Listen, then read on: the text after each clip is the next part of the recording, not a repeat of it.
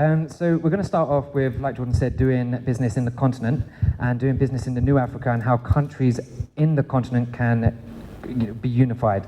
So the first question that I want to ask you, Jordan, really is how do you think we can begin the whole unity process? The one thing I think it's key for us to communicate together and work together is the way that we create jobs between each countries in the continent. I think Made in Africa in the next 5 years will be the new term that everyone will be talking about, because you've got to look at the industrial revolution that's happening in Africa right now. I don't think language is a barrier, because if you look at what China has done with Jack Ma and Alibaba, you could see how many Chinese are trading in Africa without even speaking any local language, or speaking even if it's English or French or whatever your national language is, they are still trading and doing a lot of business. So language is not a barrier. We've so been divided that we're not working together as one, and we need to start now doing that. So just to round up on that, one of the key ways I think will be partnerships, right? So companies should not be scared to partner with other companies. I'll give you an example. Obviously, my origin is Cameroon, so the first thing I would have wanted to do was to launch this in Cameroon. We have a college, we have a primary school, we have businesses in Cameroon, we own a factory in Cameroon. So this will be the first place because we have all the infrastructure there to do it. But that will not be partnering, that will be comfort zone. That will be us saying, I'm gonna sit in my comfort zone and do what I'm comfortable with. So what we decided to do is, why don't we go to Egypt? Why don't we do it in another country? So we get people to come to the other country. And then the next year we go to another country. So we get people to say, listen, it doesn't matter where you come from in the continent until we start working together and speaking the same business language. That's the only way Africa is going to rise. Okay, that, funny enough, you should say it, was actually my third question. And the third question was going to be, since there are a lot of different countries in Africa and a lot of different languages, how do you break that language barrier? And you said about partnerships. So yeah, how do you break that language barrier? I think I'm going to pass that on to Rebecca, because Rebecca is the general manager of the American Chambers of Commerce. And obviously her job, entails with getting loads of companies and brands to invest back in Ethiopia and launch the brands here. So I think that will be a best question for you to answer. Thank you, Jordan. I would say I'd have to agree with you. Partnerships is a huge vehicle for being able to come into a country. I don't think that any American company or any other foreign company that's come here was able to kind of set up on their own. They had to establish local partners. They had to kind of survey the land and survey the business climate first. So there's definitely a need to know and understand your market first. I think that's the first step. And then once you know your market, you can identify who your partners are that would add value to your business and also help you expand your business, right? Because it's not just about being able to come to Ethiopia, but you want to be able to stay for a long time, and you want to make sure that you're committed to your investments here. So what we're seeing is that companies come here and definitely come with an open mind. Ethiopia being a very unique market, you can't copy-paste a business model that you use in other countries in Ethiopia. You have to come with an adaptable model, and that's what we're seeing with a lot of large multinationals and even small businesses, small investors that come here. You come with an open mind, you kind of learn what's going on in the market. Obviously, the government has pressed a lot of priority sectors that they're pushing for, manufacturing being one, but I think the service industry is actually a very interesting market that we have yet to kind of tap into, and I think that's where a lot of foreigners can add value, is definitely in the service industry, service sector. So, sorry, for your question about kind of common language, I think with the power of social media and the power of technology today, we don't need to speak the same language, right? You can all kind of take out your phones, use like a translation app. You can, communicate in so many other ways that we don't have to necessarily speak the same language per se. But I think that access to technology and access to being able to kind of communicate is a huge thing, and that's something we're lacking in Ethiopia, definitely in our infrastructure, is being able to, communicate freely and openly and affordably. It being kind of very expensive to communicate, that's also another barrier that we have here. So I think that once we can kind of work on those things, then the communication part will just naturally happen. Okay, that's great. So my last question is, what can companies do in the continent to market themselves? Okay. The number one thing I'll say is PR.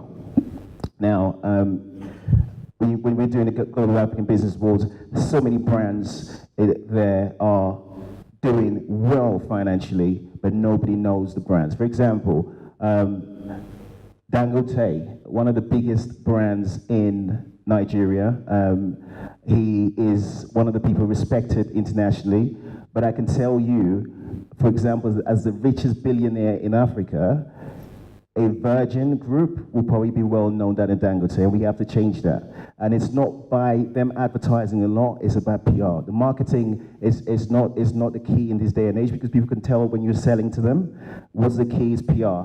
And PR is literally how you relate to the public and what you do to relate to the public. So I think there's got to be a different brand change for Africa and its businesses. People need to understand about building a brand. You know, I used to make this joke in the UK. There were loads of successful Asian millionaires in the UK. But if you ask anyone to tell me what company they run, they couldn't tell you. They didn't know what the name of the news agent was, what shops. They could have 50, 100 news agents across the UK. No one knew what the brands was. So what happens was it takes just one company to come and just wipe them out. It takes an Uber to come and wipe out a company with no brand. So what's important for African companies to be able to simulate the Hiltons, the Radissons, the Virgins, the company Coca-Colas, the Pepsis. What it takes for that is that we need to start PRing our own brand, and we need to understand that brand equals wealth. So the more you build a brand, the more you can syndicate the brand, the more you can license the brand to other countries, the more you can. Why should there be an Uber, African version of Uber in every single country around the world? And that could also be any other industry, and that's what we need to do. So I think PR and building our brands, we're not really pushing that brand culture as much as possible. I think that's so important in terms of expanding. Okay. Does anybody else have any questions on how we can unify the continent? There was silence in the room. No questions at all? I'll just make a comment, because I don't think we can talk about the continent without understanding our greatest asset, which is our human capital and our young people. And I think that's been, and that should be at the forefront of our development and our unification, is just understanding how we can engage young people and get young people involved in these large companies, involved in some of these large initiatives that are happening on the continent, especially at an age where we are easily connected through technology and through different platforms. I think that we will fall behind and not be able to kind of accomplish some of these goals if we don't bring in the young people that we have. So I would say for companies coming in, we always encourage them to look at the local market, look at the talent pool that's available in the local market first, look at opportunities to develop that talent pool first before kind of bringing in external and other talents in. Not to say that those aren't needed, but that we can first try to develop our own human capital, and then from there we can maybe push forward. So I just wanted to add that as a comment. Just to add to you, Rebecca, I completely agree with you. Young people are the future, and if we don't encourage and teach them now, it will be detrimental for the. And another thing is that female entrepreneurs. I think female entrepreneurs need to be pushed to the forefront as much as possible across the whole of Africa, because the female entrepreneurs who have actually broken stride, like I said, people that have broken stride in the industry are continuing to make a lot of waves. So I think those are the two target audiences that need to be encouraged more. And a way to encourage them is more seminars, more conferences, more going into universities, and really kind of tweaking the educational system, because most of the educational system across Africa is outdated. We are teaching kids to go and get a job and be trapped in a debt system. And what we should be teaching these young people, and especially our female entrepreneurs, is that you can go out there and start a business, you can go out there and become successful, you can go out there and really conquer the world. Okay, well, thank you, Jordan. Thank you, Rebecca. Now I'm going to move on to our next panel, which is raising finance and investment, and I'm going to introduce Emrys. Hiya, how you doing? Good. Excellent. Yeah, round of applause for him. Come on. So, do you want to introduce yourself and what you do? My name is Armias Shatu. Some of you may know me. I'm a returnee from the UK myself. Moved here about 12 years ago.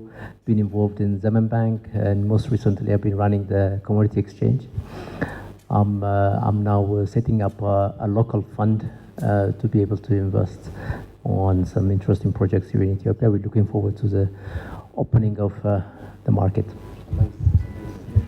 So, I think the first question I'm going to go straight in, because this panel is about raising finance and in Africa, for businesses in Africa, raising finance. Do you think it's gotten better, raising finance for foreign and investors from the country? Do you think it's gotten better?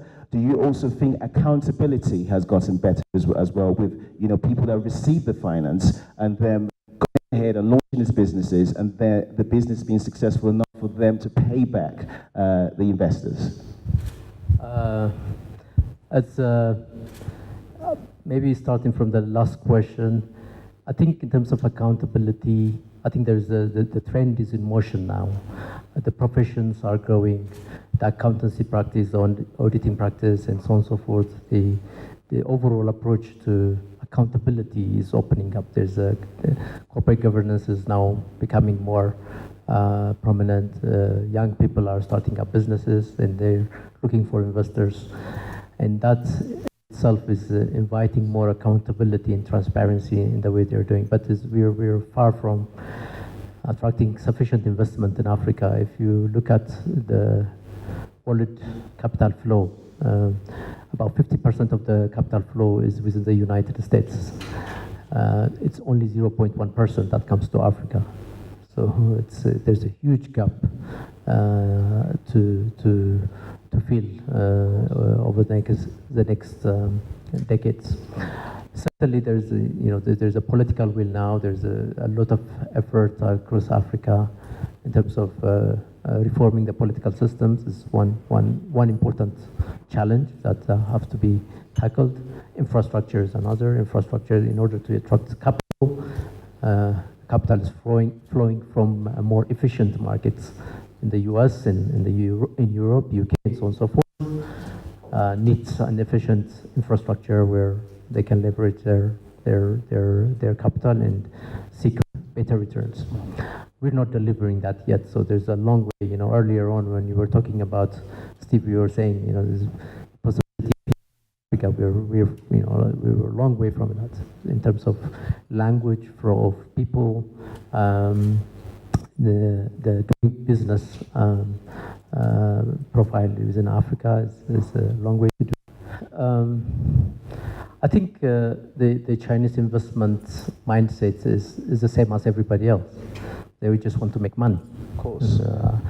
It's a market and a continent where there is greater opportunity and there is greater risk in Africa than anywhere else. And they've been used to dealing with this kind of risk in their own continent and in their own country, in China and in Asia as well.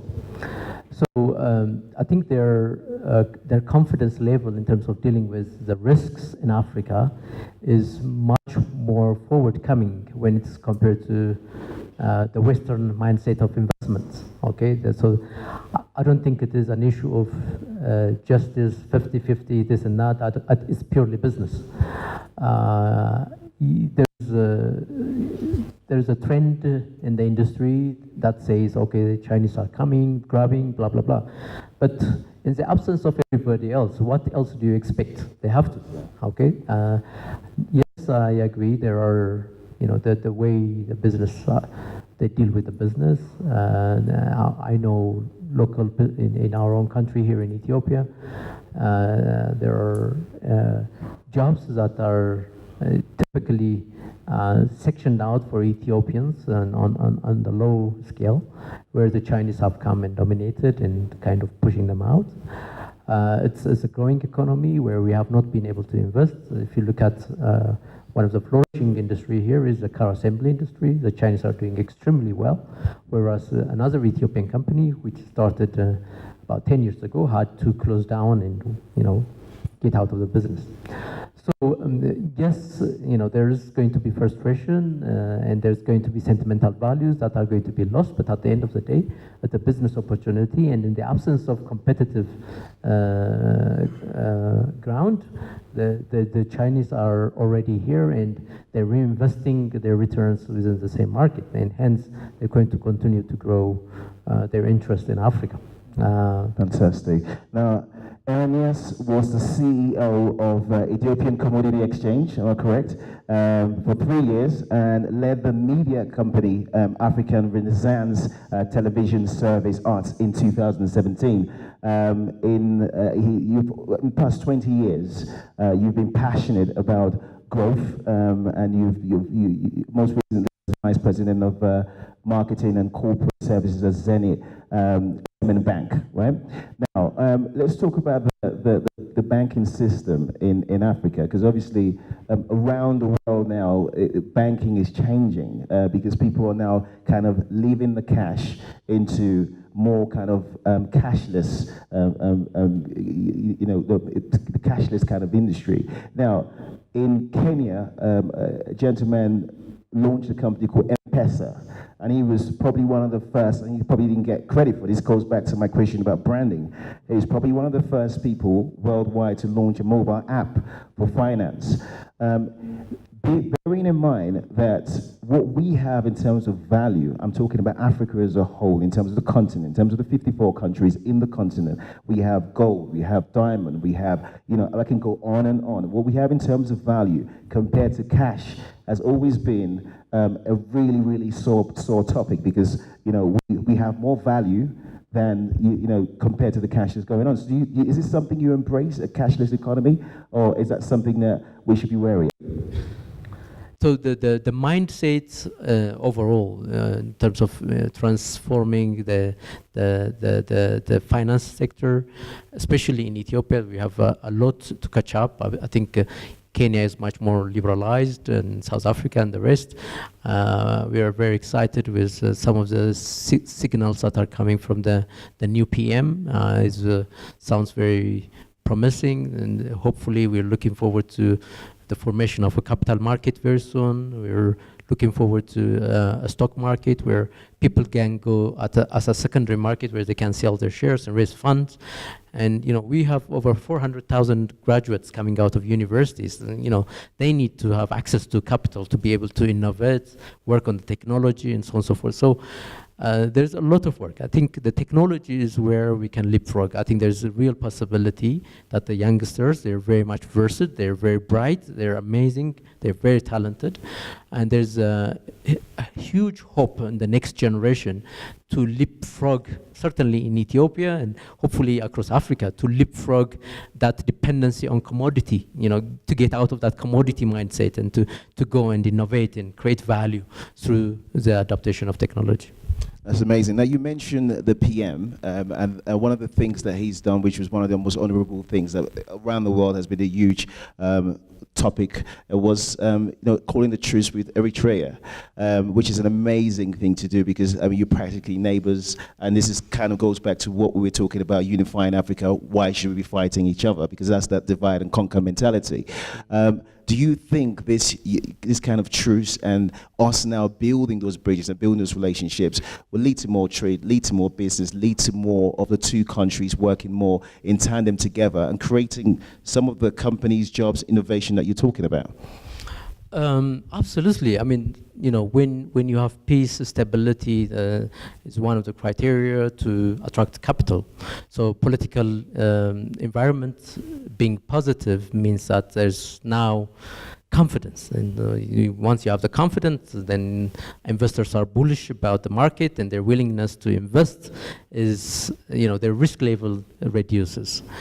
Then we can attract more capital, and this is a vicious circle we've been going through in Africa, where we've never been able to sustain a stable political environment for a long period of time in order to be able to attract capital. Look at Ghana, for instance. Ghana is doing extremely well. Jerry, what was their previous prime minister, was instrumental in terms of structuring and reforming some of the things, but the transition process to the new leadership and that continuing into where Ghana is going right now is very promising. We had hoped also, I think in Ethiopia, we were going, in similar trajectory. Rwanda, I mean, the political positioning is quite at odds with a lot of the norms that we were used to, but it's making difference. So there's a new paradigm shift in politics overall. Look at Trump, So the politics itself is being redefined by technology. There's now information reaching out to every single citizen through Facebook or by other social media, so people are able to make their own judgment. So the political leadership itself, its ability to be able to adapt to this new generation of people and the new technology itself is going to be instrumental in terms of shaping up where we go. That said, we were trying to do some calculation and we probably lost about $44 billion by not using the asset port in Eritrea. I mean, this is an enormous economic value.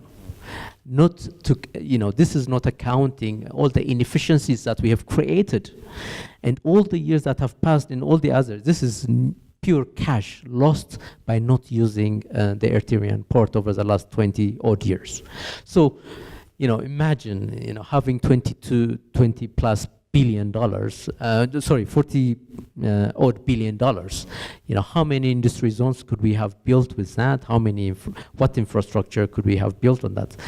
Now, again, that is the real value of money that has been lost over the years. But more broadly, if you look at Kenya and Djibouti and Sudan, we've also built new infrastructure, and talking about there's the African highway that's being built. There's now more coherent strategy to build the railway lines. There's an amazing piece of material that some of you should look at if you get a chance, or if you put your hands in. It's an infrastructure study on by the African Development Bank, and they're looking at the efficiencies to be attained by building the railway roads, by building the industry zones, and some of the ones that are exciting to me are the food processing or the food industry or food related industry zones and the agro hubs. And there, especially in Ethiopia, where we have a heavy dependency in agriculture, those processing facilities addresses the key issue of climate risk that we have in this country. I worked in the commodity exchange, so I understand fully, what happens. So we have a very fertile land where we grow so many, crops, and some of them perishable.